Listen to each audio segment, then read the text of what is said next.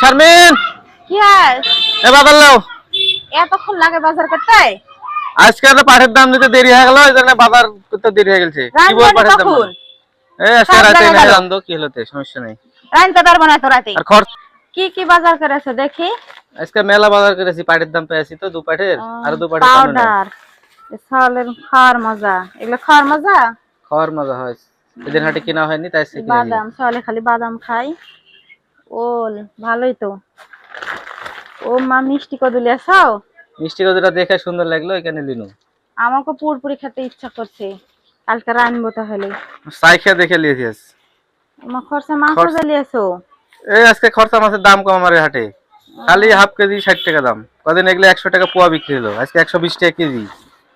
কি আদা রসুন? আদা রসুন একবারে লেলে সেদিন 1 মাস না কিনা লাগে।